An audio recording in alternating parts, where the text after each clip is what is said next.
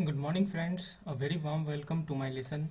Today we will going to discuss about yesterday day before I have posted few questions. कुछ दिन पहले मैंने कुछ क्वेश्चन पोस्ट किया था।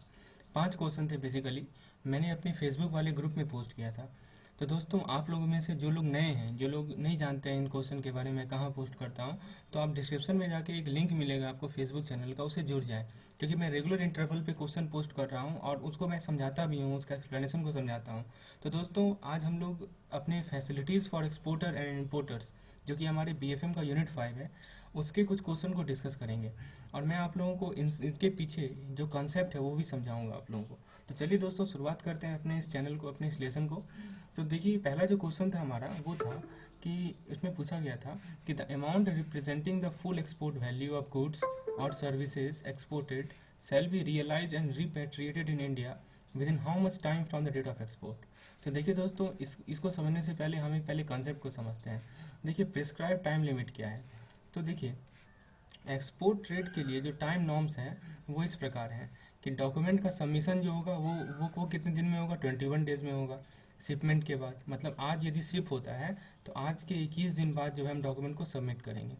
उसके बाद क्या है कि जो टाइम पीरियड है एक्सपोर्ट प्रोसीड के रियलाइजेशन का वो रिड्यूस हो गया है 9 मंथ। ये देखिए हाईलाइट किया हुआ है यहाँ पे दोस्तों, ये आप लोग नोट कर लेंगे। जितने भी तरह के एक्सपोर्ट हैं सभी के लिए जो टाइम पीरियड है रियलाइज होने का उसे कितना कर दिया गया है, 9 मंथ कर दिया गया है। ठीक है, तो उसमें इंक्लूडेड क्या है, export to specific economic zone, special economic zone, status holder exporter and 100% EOUs. ठीक है, पहले वो था 12 मंथ, लेकिन अब उसे क्या कर दिया गया है, 9 मंथ कर दिया गया है। तो यही था हमारा क्वेश्चन कि टाइम पीरियड जो है जो एक्सपोर्ट का रियलाइज होने का है वो कितना हो गया है। तो आंसर इसका क्या होगा, ऑप्शन नंबर बी, जो कि कितना है हमारा 9 मंथ। चलिए इसे आप लोग नोट कर लेंगे। अपने सेकंड क्वेश्चन पे आते हैं हम लोग। सेकंड क्वेश्चन पूछा गया था export declaration form used for banks other than by post are called. तो दोस्तों एक्सपोर्ट डिक्लेरेशन फॉर्म, अब पहले हम लोग इसको समझते हैं एक्सपोर्ट डिक्लेरेशन फॉर्म होता क्या है दोस्तों।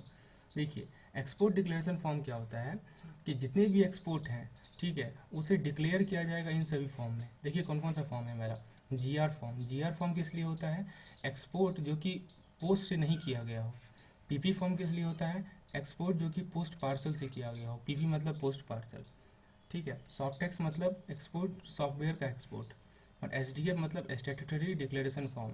तो ये जीआर को रिप्लेस कर दिया गया। ठीक है, तो देखिए क्वेश्चन क्या कर रहा था हमारा, क्वेश्चन कर रहा था कि export declaration form use for banks other than by post. तो बैंक के लिए जो एक्सपोर्ट डिक्लेरेशन फॉर्म यूज होता है उसे हम लोग ईडीएफ फॉर्म कहते हैं। क्या कहते हैं दोस्तों, ईडीएफ फॉर्म। इसे आप लोग नोट कर लेंगे, ऑप्शन नंबर सी हमारा करेक्ट आंसर है। क्या कहते हैं इसे, EDF form, export declaration form, जो कि बैंक के लिए यूज किया जाता है। और पोस्ट के लिए जो यूज किया जाता है उसे क्या कहते हैं, पीवी फॉर्म। ठीक है, चलिए तो इस तरह हम लोग, उम्मीद है सेकंड क्वेश्चन का भी कंसेप्ट क्लियर हो गया होगा। अब हम लोग थर्ड क्वेश्चन पे आते हैं।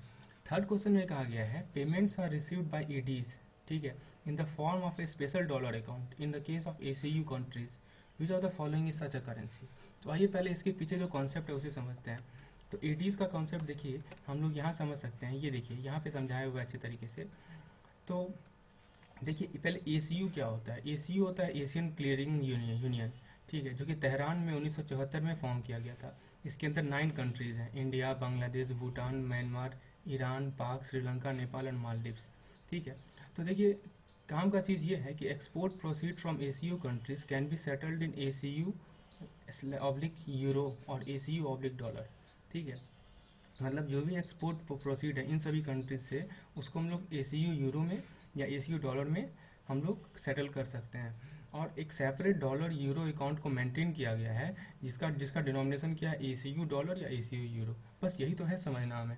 अब देखिए क्वेश्चन क्या कह रहा है कि payments are receive by ADs, ठीक है, in the form of special dollar accounts in the case of ACU. तो यही तो स्पेशल, ये जो स्पेशल डॉलर अकाउंट की बात हो रही है ये यही तो है दोस्तों, स्पेशल डॉलर अकाउंट और यूरो अकाउंट। तो किस में मेंटेन किया जाता है, एसीयू डॉलर में या एसीयू यूरो में। तो इसके लिए करेक्ट आंसर हो जाएगा ऑप्शन हमारा डी, एसीयू डॉलर या ऑब्लिक एसीयू यूरो। क्योंकि देखिए ऑप्शन ए था केवल एसीयू डॉलर ही, ऑप्शन बी था एसीयू पाउंड ही, ऑप्शन सी था एसीयू यूरो ही, और ऑप्शन डी में कह रहा है दोनों। तो इसका करेक्ट आंसर क्या हो जाएगा दोस्तों, ऑप्शन नंबर डी हमारा, यानी कि एसीयू डॉलर भी में भी मेंटेन होता है और एसीयू यूरो में भी मेंटेन होता है। एसीयू क्या है दोस्तों, एशियन क्लियरिंग यूनियन। उम्मीद है ये कंसेप्ट क्लियर हो गया होगा आपको। चलिए हम लोग फोर्थ क्वेश्चन पे आते हैं। फोर्थ क्वेश्चन में पूछा गया था कि export declaration form use for software in non physical form. तो अभी हमने देखा था कि जो हमारे सॉफ्टवेयर के लिए एक्सपोर्ट डिक्लेरेशन फॉर्म यूज होता है उसे हम लोग क्या कहते हैं, सॉफ्टेक्स। क्या कहते हैं दोस्तों, Softex. Softex is meant for export of software. चलिए, ये था हमारा फोर्थ क्वेश्चन। इसका करेक्ट आंसर क्या है, ऑप्शन नंबर सी। और लास्ट क्वेश्चन को आप लोग याद कर लेंगे कि जो स्टेटस होल्डर हैं उनके लिए जो नॉर्मल रिपेट्रिएशन पीरियड है, ठीक है, वो यहाँ पे एक्चुअली में 9 मंथ होगा। अभी मैंने बताया था आप लोगों को, यहाँ पे देखिए एक्सपोर्ट डिक्लेरेशन फॉर्म, इसे मैंने यहाँ समझाया था आप लोगों को। देखिए SHE स्टेटस होल्डर के लिए भी कितना कर दिया गया, 9 मंथ। और 9 मंथ में मान लीजिए 30 डेज पर मंथ है तो 270 डेज होगा। इसीलिए इसका करेक्ट आंसर हो जाएगा ऑप्शन नंबर सी।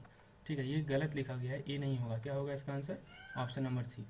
तो दोस्तों ये था मेरा आज के पिछले लेसन का एक्सप्लेनेशन। कैसा लगा आप लोगों को ज़रूर कमेंट सेक्शन में बताइएगा, और यदि कुछ डाउट है इससे रिलेटेड तो ज़रूर आप लोग कमेंट सेक्शन में बताइएगा। तो इसे लाइक करें, चैनल को सब्सक्राइब करें और साथ ही साथ शेयर करना ना भूलें। धन्यवाद।